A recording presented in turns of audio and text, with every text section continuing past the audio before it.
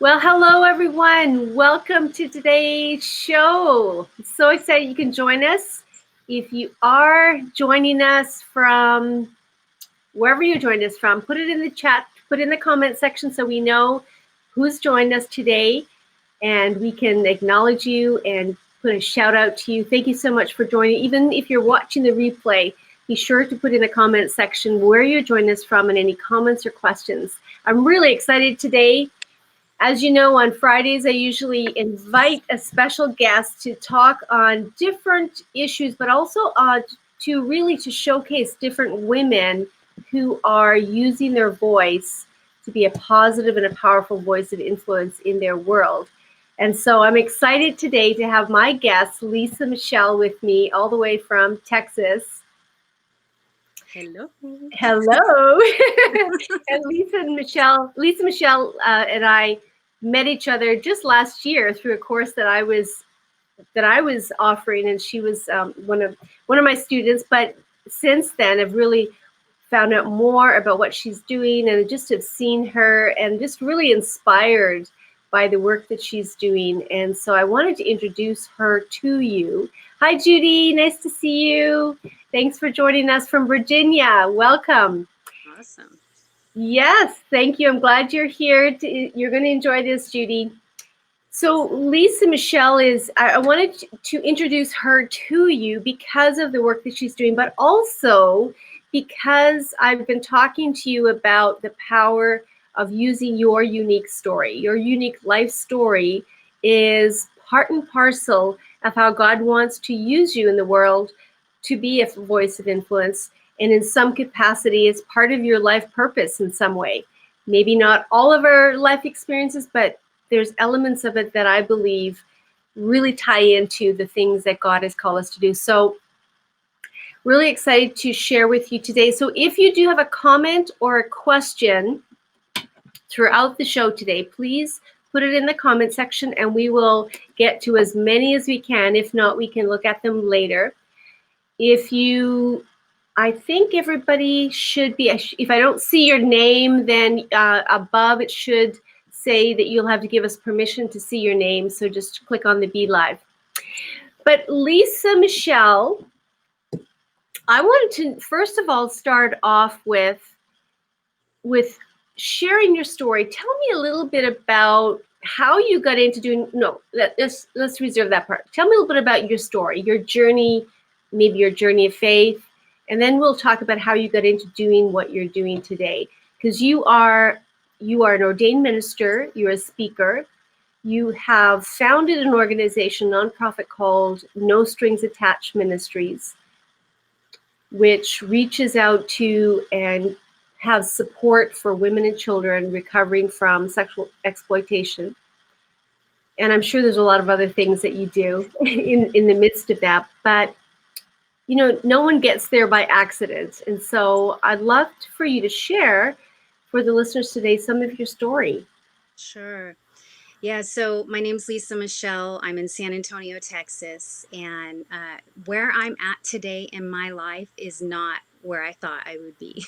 It is not something that was on my radar, or I said, oh, sign me up for this. I want to be in this place in my life. But I've been very vulnerable and very obedient to the calling of God in my life.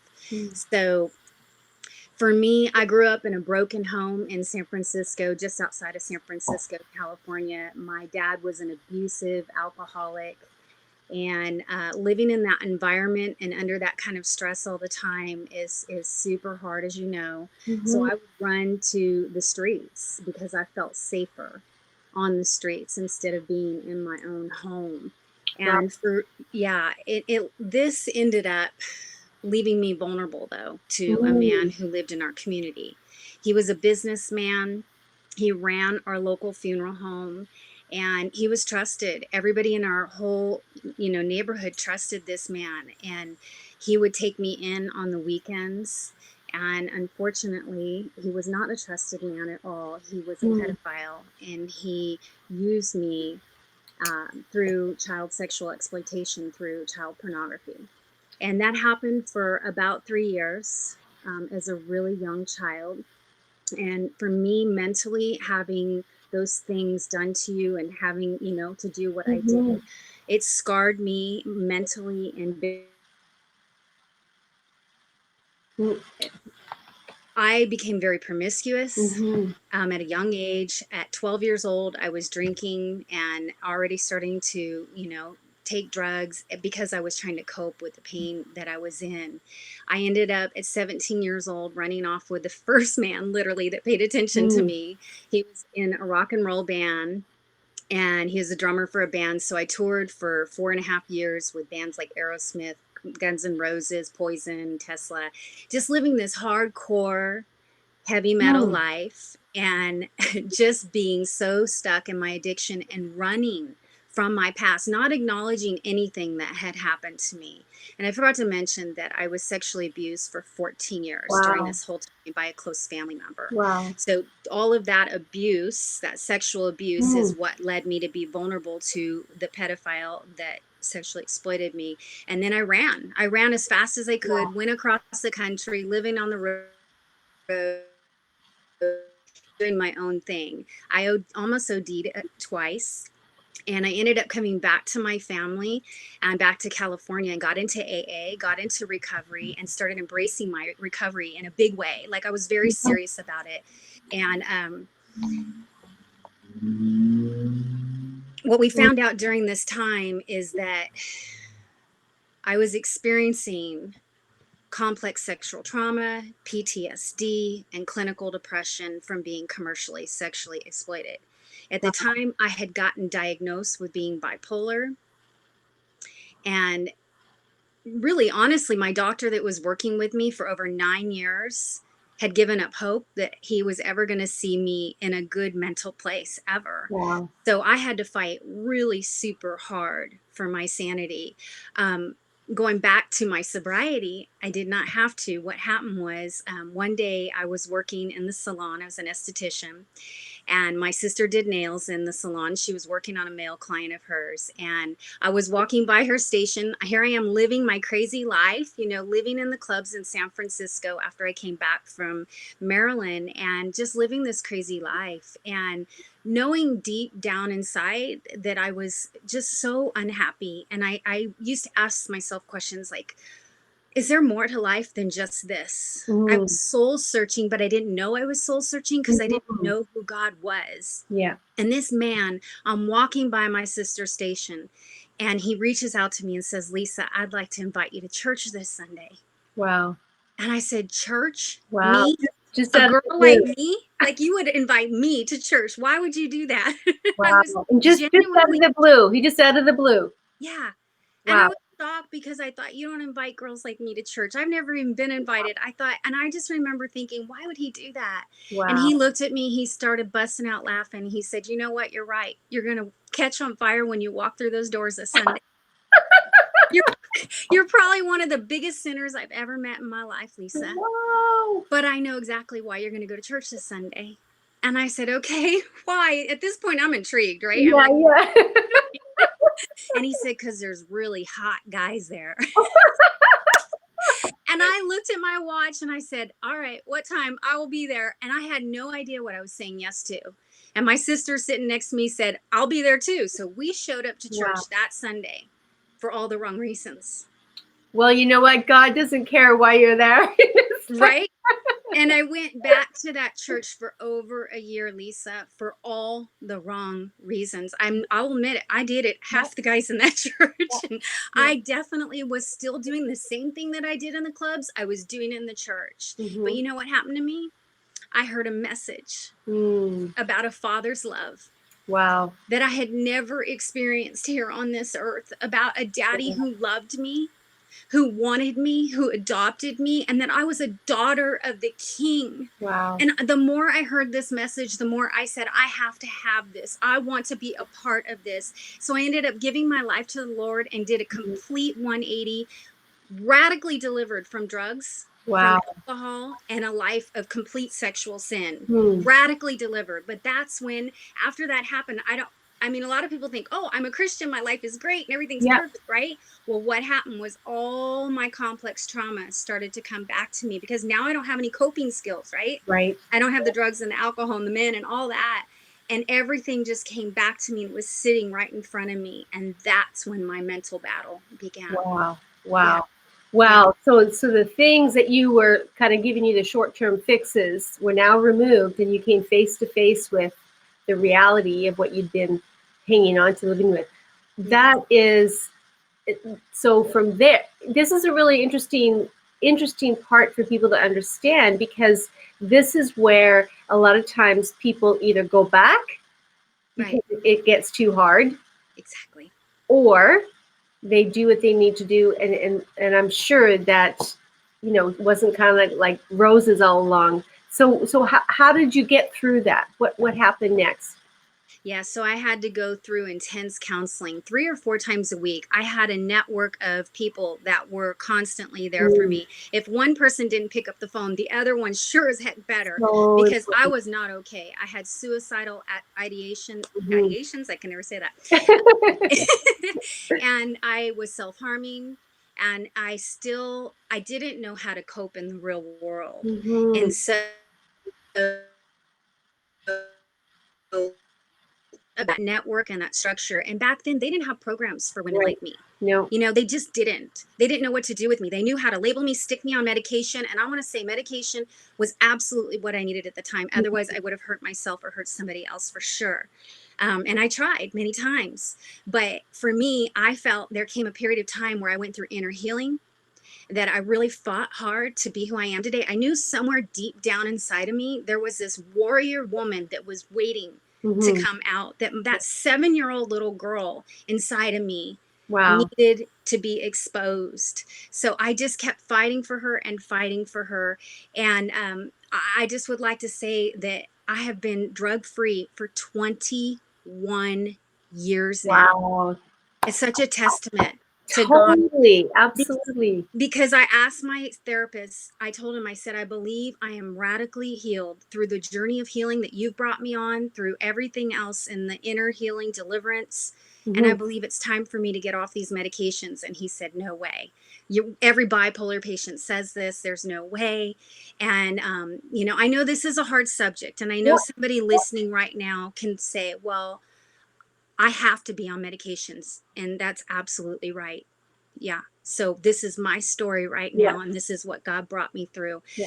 So I'm just thrilled, though, that I'm of a sound mind, that God can take a broken woman who couldn't even form a thought or a sentence, Mhm.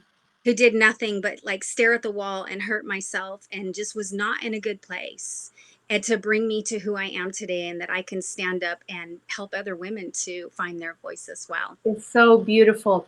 What I love about that is that it is a testimony of, it brings so much hope for people, because a lot of the things that you walk through, because it's not like you had a few years where you got caught up in some things. This was your whole life. This was your What? whole life.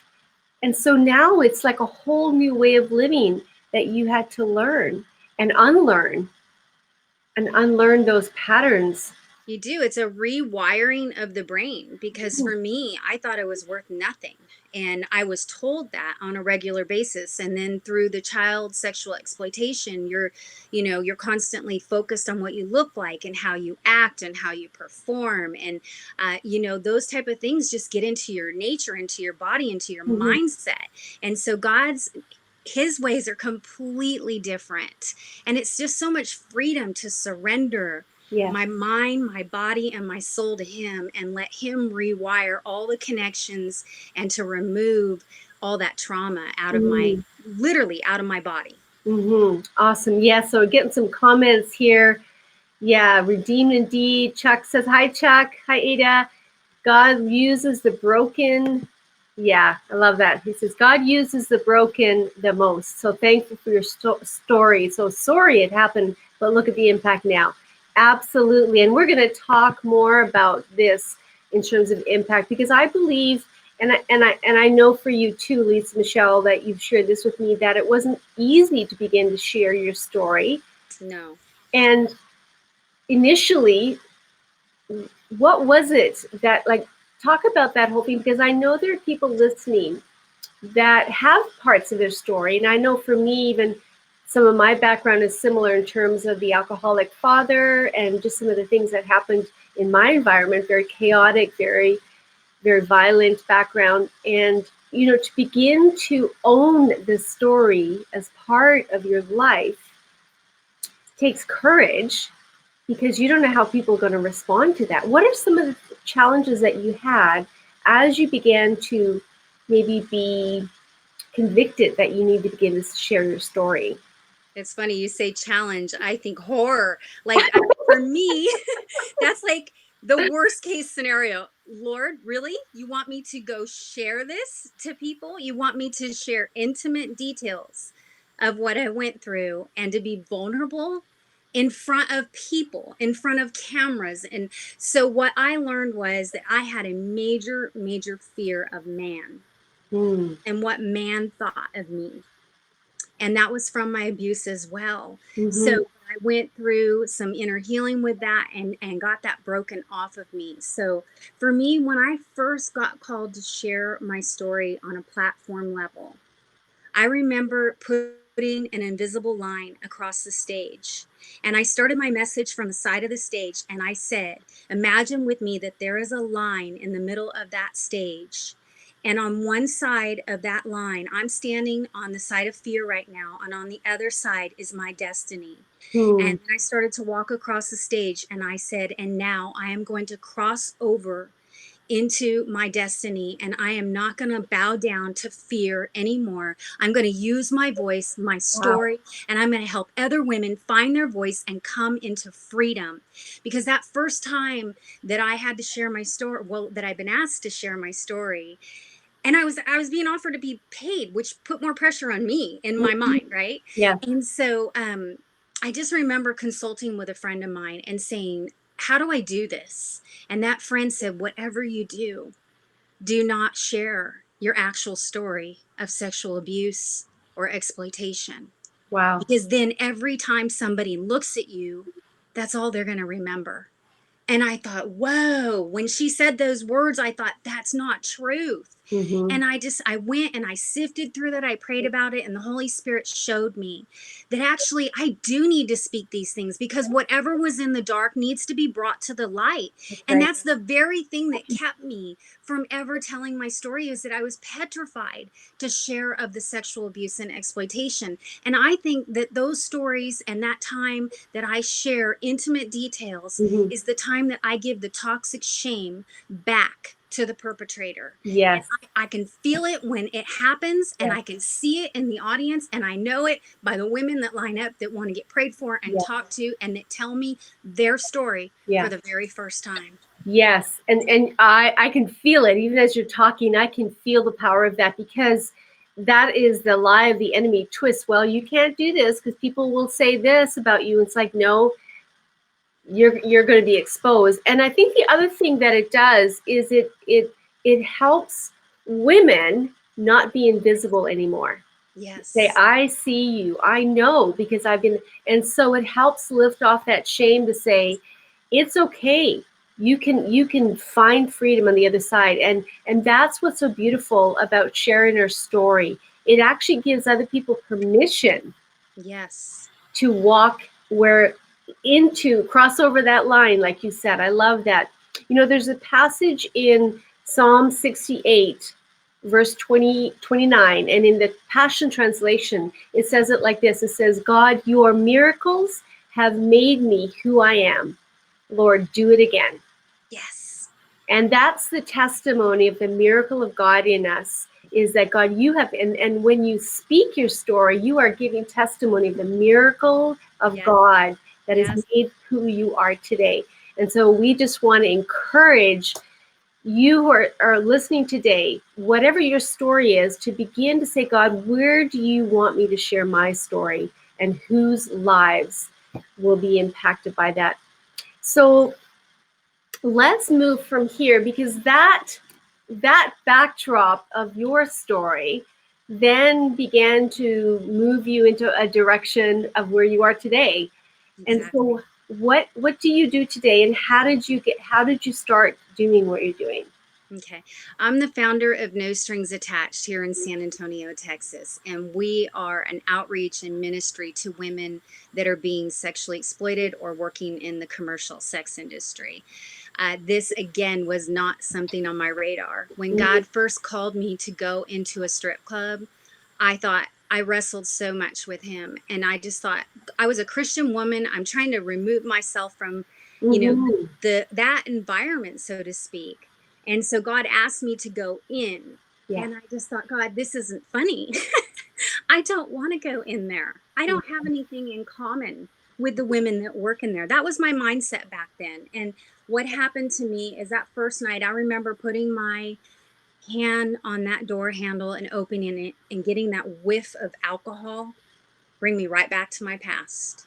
Mhm. Seeing all the activity going on in the club Yeah. triggers, right? Yeah.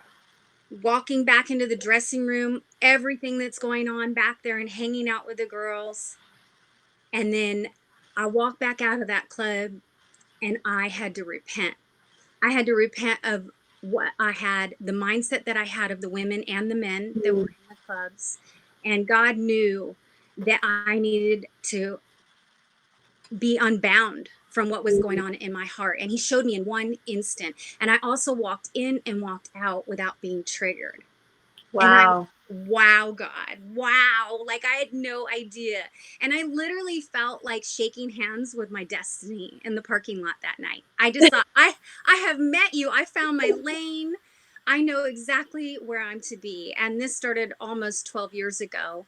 And then when we moved to San Antonio 8 years ago, I founded No Strings Attached. And we visit the girls in the clubs, hang out with them in the dressing room.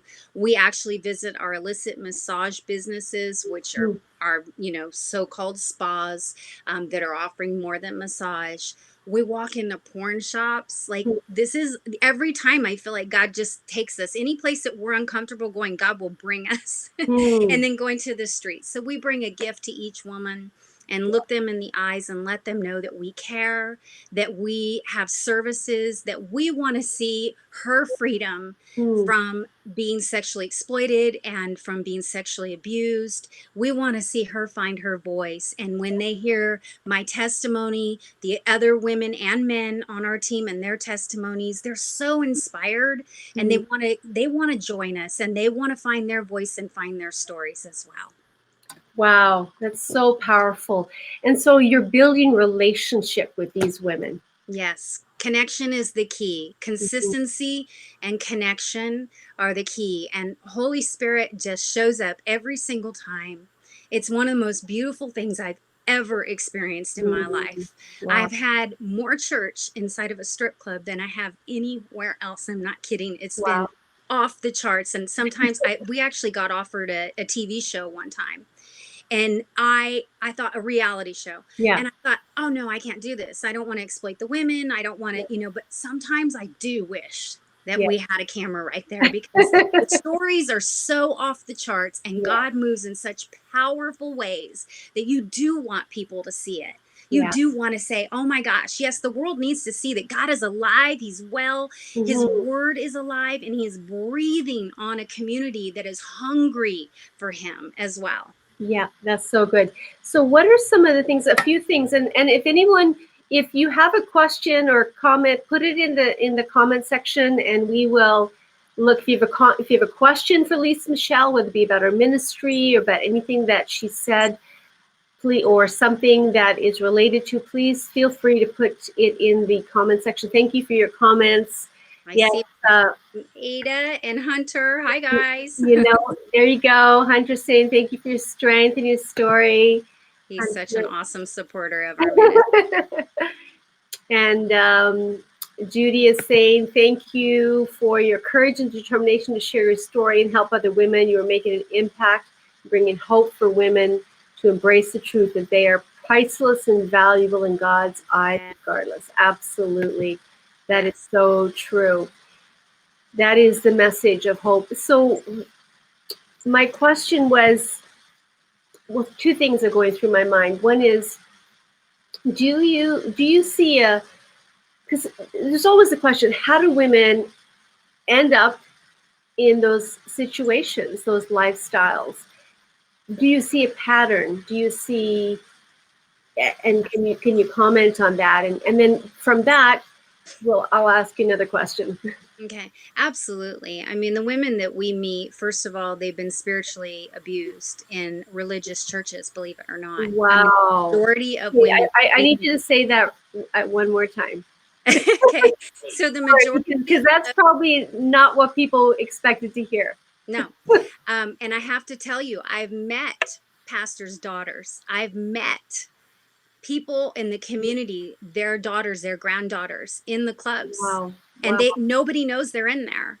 Wow. So the women that we meet, first of all, have grown up in the church and have been spiritually abused and been under a religious spirit. So when we show up, they're floored. They're like, wait, you believe in God and you read the Bible and you believe that, like, wow. And so it starts to create this healing for the spiritual abuse that Mm, they've been through. So wow. that's key, believe it or not. That's been Wow. our experience here in San Antonio. And Mm, it's quite common. But also, of course, over 90% of the women have been sexually abused. And so it leads you into this place where, you're identity is sex. It's sexual everything. mhm. So that's, you really feel like that's all you're good for, Yeah. and your body and your image and all of that. So that is another thing. And of course, poverty and Yeah. struggling financially is the biggest reason they go in there, because, or get into the industry, is because they need money fast. They don't know how Right. to manage their finances as well, and so Mhm. they kind of live off of the wages for the few days that they made. And it's also a thing of independence, and I get that. It's like, I want to work for 2 or 3 days and then have the next 7 days off because I have 4 kids at home, and Right. I want to take care of my kids and be a good mama to them. And I've seen it over and over. Same Yeah. story. Yeah. And so you mentioned in your own life in terms of the drugs and the alcohol, is that something that you Oh, see? addiction. Yeah, absolutely. I mean, addiction is key for sure. Drugs and alcohol, and addiction to sex, and Right. just, the attention Yeah. and all of that as well. But we have 2 women right now in our care. One of them this week is, as actually, she's only 2 days in of giving up Wow. alcohol Wow. for her beautiful family. And she started that journey a few days ago, and we've been walking her through it. And I'm really proud of her. Wow. She's a young mom and she's got a lot on her plate. She just transitioned out of the industry. She's been working there her whole life, and she had heard about us and met us recently. We put her together with a mentor. And as she's been walking through this advocacy and mentorship relationship, she realized, I have a problem. I need help. And so Mm, we're walking her through Celebrate Recovery and mentoring her through the process. And we have another woman in our care as well that is over, I believe, I can't remember the exact days, but it's over 6 months now that she's been completely sober. wow. She's working in a professional environment, and she has completely transitioned out of the Wow. industry. And she was deep in her addiction. She will tell you, it's just, she was in a really hard place the night we met her. Wow. This is so beautiful. So Lisa Michelle, share with me a little bit about the process when you have a woman who says, you know what, I want out. Mhm. What does your ministry do? Like, how do you walk them through that? Because I'm sure there's all kinds of challenges, even for maybe their employers. Right. Yeah. So the first thing we do when we have a real connection inside their workplace is we want to follow up with them within 24 to 48 Mhm. hours and meet them in person. And so we'll set up a coffee date or dinner and meet them in person and give them a care package. So it has some books on healing, Mhm. whatever we feel led, depending on her situation. We bring this care package for her that will start her on her journey to Mhm. healing. And then we put a plan of action together for her life and ask her, if you weren't working in the club and we didn't meet you last night, where would you be in your life? Yeah. And then they would tell us, I'd be a realtor, I'd be a photographer, I'd be, and then we'll go, well, why don't we make that happen then. Wow. And we're going to connect you with the right people. We're going to get you the resources financially. We're going to help you as much as we can. If you need recovery from, addiction, then we're going to set you up with trauma-informed counselors.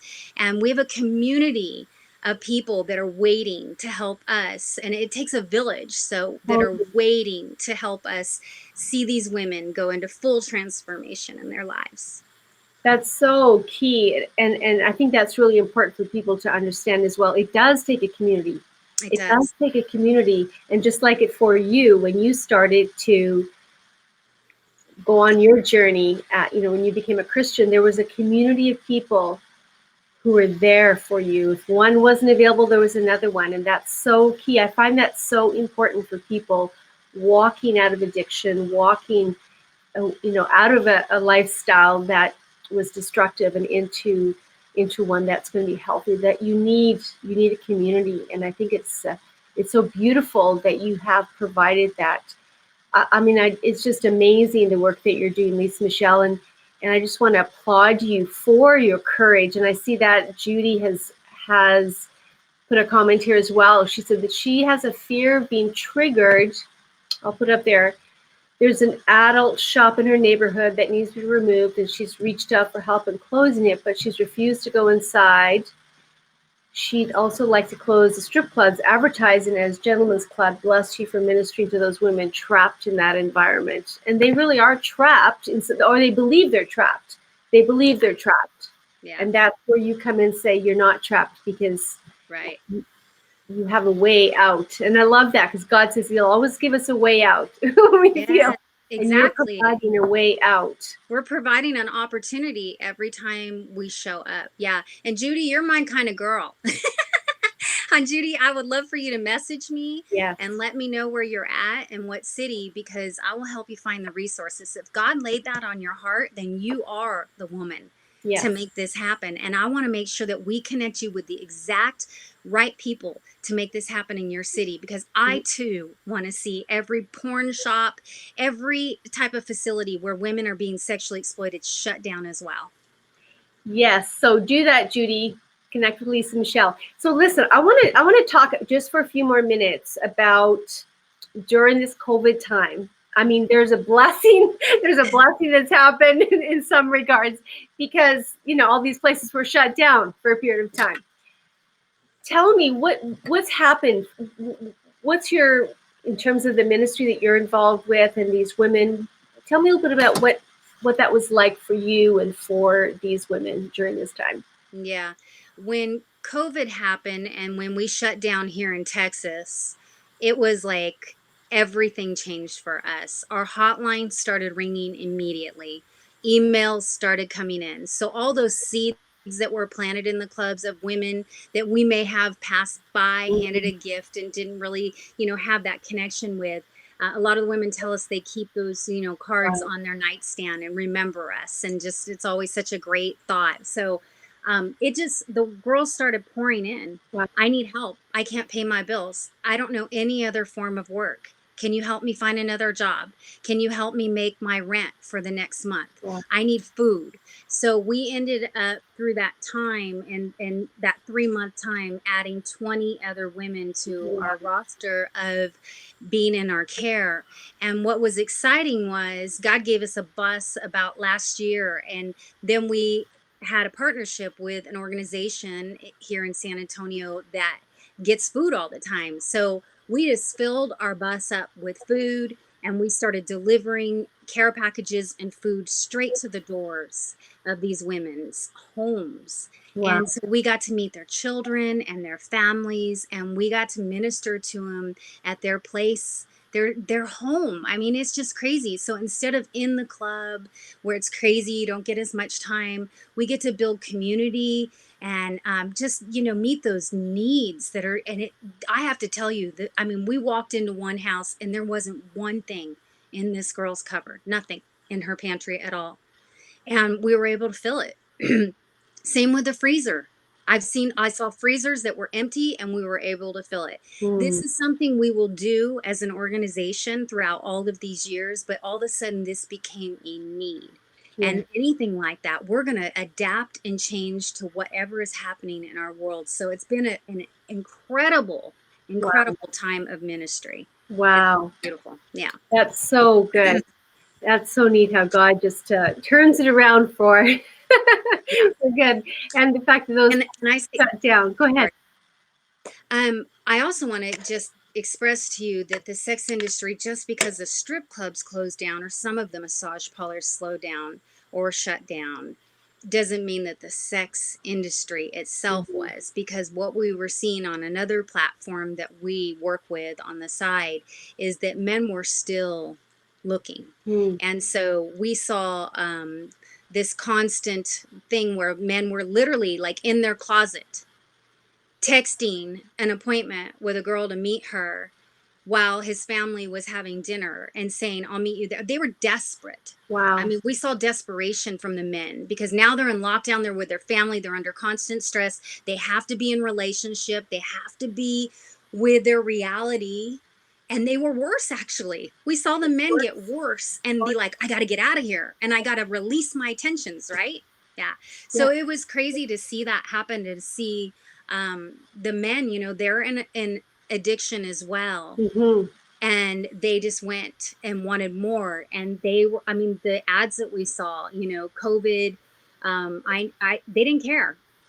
They were like, if you want to use protection, you can. If you don't, if you want to wear a mask, I mean, we saw crazy Wow. things, Wow. things that you're Wow. just like, is this really happening? Is this how perverted our world is right now? Yeah. Yeah. Well, it's kind of like when you take all those things away, all the like you said earlier, in terms of all the things that numb a person or that give them what they need in the moment, that you see the reality of the seriousness of what's really going on, and they come face to face with Yeah. how much pain they're in or how much help they need. So this is a long conversation we can have on this, but there's so many strands to this. But I just want to thank you for taking the time, Lisa Michelle, for enlightening people in but also sharing your story and enlightening people of how much impact one person's story can have. And you're one person, you're doing what God has called you to do. It's not for everyone. Everyone is not Right. meant to, but there are people who support you and who get on board and come around. And so for people listening today, this may not be what you're called to do, but where are you? Where is God calling you to make an impact, or to share your story, to bring light in the midst of darkness, to bring hope where there's hopelessness, to bring peace where there's anxiety and fear?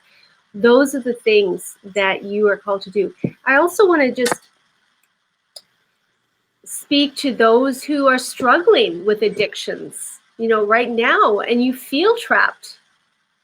What would you say to them, Lisa Michelle, or what would you, yeah, what would you say to Yeah. them if they're in that place today? Well, if you feel trapped, especially mentally, or you feel suicidal, you feel isolated right now, which, I mean, I don't care if you have a family at home. I can tell you, you can be isolated even if you have a family at home. So if you're in that dark place and you are really struggling right now, with so many of us being in this different environment, I just want you to surrender and to Mhm. just hand it all over to God, and to just ask Him to come, invite Him into your space, and ask Him to fill your heart up and to guide you to the right relationships, to reach out. You have to have community. If you don't have people you can trust and tell where your deepest, darkest thoughts are, then I pray that you find that and that you can reach out. I don't want you to be alone. Your addiction and everything that you're struggling with mentally, physically, spiritually needs community in order to find complete healing. So I pray that that would increase in your life. If you don't have a place right now, reach out to me and I will help you find Mhm. community, because you're not alone. That is a lie from Yeah. the pit of hell. And that is a lie from the enemy, that you're alone and that you're stuck and nothing's going to get better. And we want to see you reach your full potential and Yeah. be completely free from addiction and mental health issues. Yeah. That would be amazing. Awesome. So Lisa Michelle, where can people reach out to you if they want to connect with you or find out more about what you do? Sure. Our website's nsagirls.org. We have a contact page on there as well. And then my personal email is lisdemai, LISDEMAI, at gvtc.com. So if anybody wants to email me, they can email me directly right there. I mean, that's one of the gifts that God's given me, is to connect people to the right resources. So we want to make sure, if you're struggling, that you know that this is your time, this is your moment. If you're hearing my voice right now, then God's got a divine appointment for you. Excellent. Awesome. So good. Thank you so much. Thank you, everyone, for joining us. And those of you watching the replay, be sure to put your questions or comments or connect with Lisa Michelle at her website or through her email. And just share this with people that you know need to hear this message. And I want to, again, strongly encourage you that your story has an impact. And when you begin to own your story and allow your voice to begin to declare, especially if you've come through, you've overcome, and you're on the other side, there's people need to hear that, and they need to know, the God that gave you everything you needed to do that. So thank you so much, everyone. Thanks for your comments and questions. We look forward to seeing you soon. Have a great weekend. Bye. Bye. Thank you.